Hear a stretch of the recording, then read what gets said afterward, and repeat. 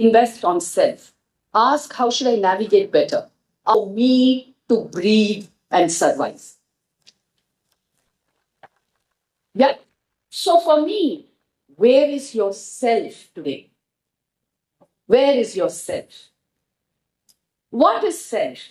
I'm not going to go again philosophical, which I can do, but self is health. Self is wealth. Self is hobby, passion, interest. What is life? Okay? What is life? We are still there. Well, life is self. Life is family. And life is about significant others beyond family. Today, I can't do both. So the question for me more and more is, what should I not be doing as a human in my career? What should I let technology do? If technology does that, what more then do I need to do that I'm not doing today? That when I often say, see my slides, they say, Professor, why don't you? Thank God they told me not to get a PowerPoint. Not that I'm good at it. But the fact is that GPT makes my PowerPoints look so elegant. And that was a skill I always wanted. Your platform. Yeah. So it's interesting that what would I have spoken about the future? Today I'm talking of investments, networks, and continuous, ongoing learning. Okay? Are these the pillars on which I see if I was starting my career or I was rising in my career? Would I see these as spaces that I would need to reprioritize in my work and life? Yes. Yes. I don't know how you can be relevant and continue to be relevant for the next. When you be relevant, let me very quickly summarize. All that I have said so far is that how you visualize work and life, how multidimensional you can see it, is going to determine how you navigate it as you look into the future. Over the years, since I have led so many seminars, people are constantly, when they talk about work-life balance, it's all with technology. I don't have easy answers, but my journey as the chair of digital, he promptly responded, says, yes, I do sometimes. And I'm asking myself, how then do I know which sometimes do you have? So I was scared. Okay, I thought it was so insightful. Let me give you another example. So I was doing a session on expertise in the age of digital transformation. You know, one of those topics that you're constantly bombarded with. And then I asked him, say, how much of GPT do I need to know if I am a domain expert? What a beauty. That's why I said, no, that's my best buddy. So he turned around and told me, ChatGPT usage does not require expertise, okay? And you can kind of acquire it, and then, prompt engineering is the most important thing. Okay. Very good. I said, okay, it's so by simplifying it. Maybe I'm complicating matters. And then the second part of the text which says, if you want to do deep work, you need to know domain a lot. Is there anybody in this room who's not doing deep work? Okay. Okay. In this multiple roles, in places in our office, yeah. Thank you so much. Thank you. Can we have a round of applause? Can we have a hands up in the air? What a fantastic section. Thank you. First up.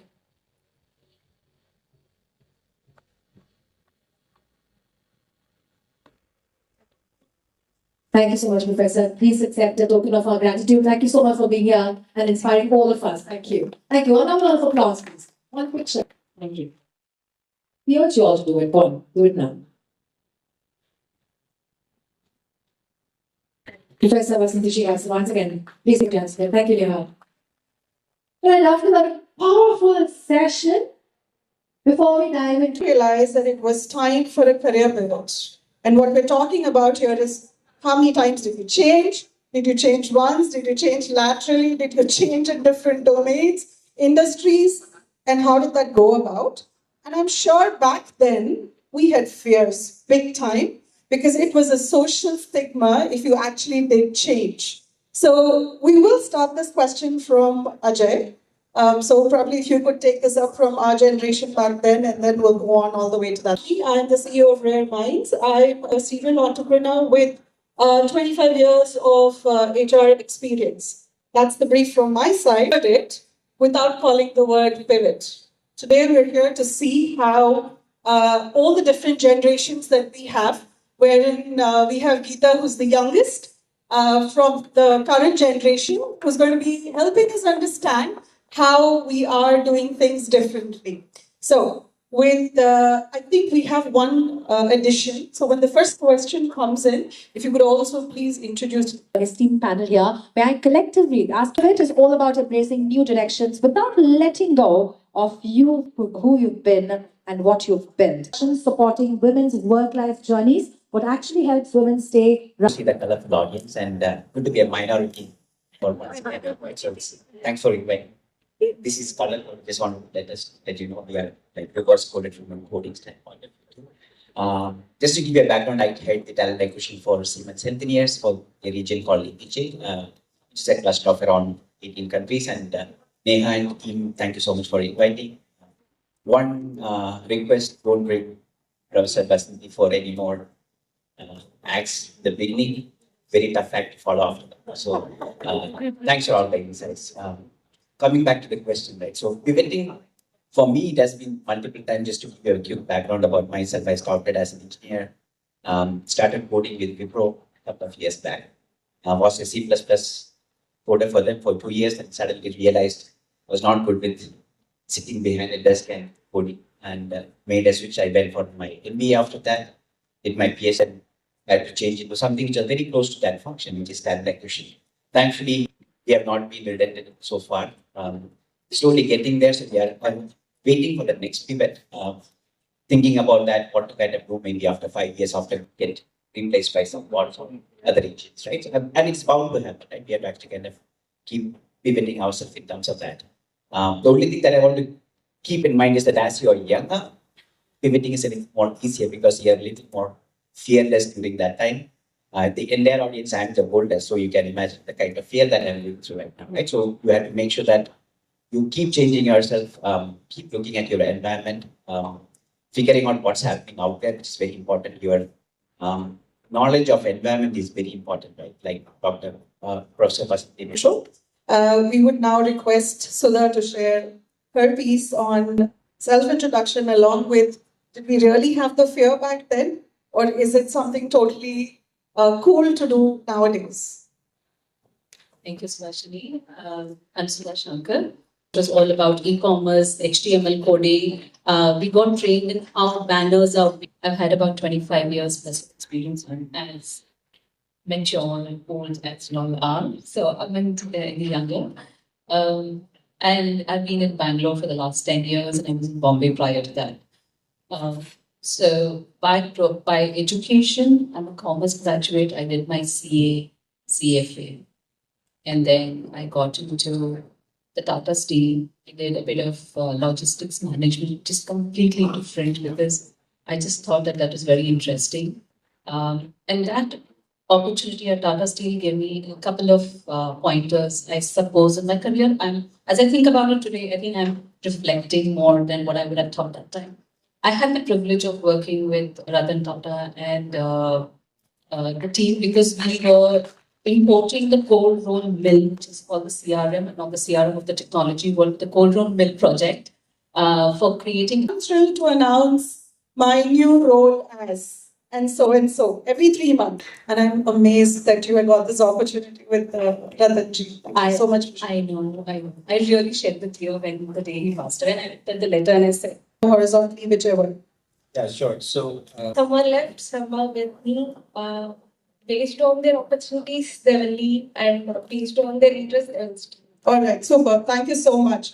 Great, Akash. If we can now I'm basically came from middle class family. I switched from campus to corporate last year. Just 1 year completed. I'm very young. First time I'm attending this typing. Thank you for giving this me chance.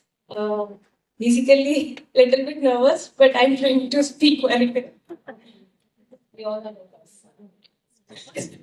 Thank you. All right, thank you, Geeta. So let me still give you. Today, I'm a director of site reliability engineering at Forcepoint, which is a cybersecurity company, and I come with a decade-long experience in this domain. I haven't had the opportunity to move, say, domains or industries, but I've had a lot of lateral movements within an organization. Interesting new problem to solve. I just went after it. So I believe all of those shifts that I've made in my career have so far been very, very rewarding. Though it's been, it does make you feel nervous in the beginning. You do feel a little bit uncomfortable because it's a new role that you're stepping in. You do carry some of your strengths along with you, but there's still a lot of new learnings that you have to do. And whenever there's uncertainty, fear always comes along. Unknown is something that we're always afraid about, right?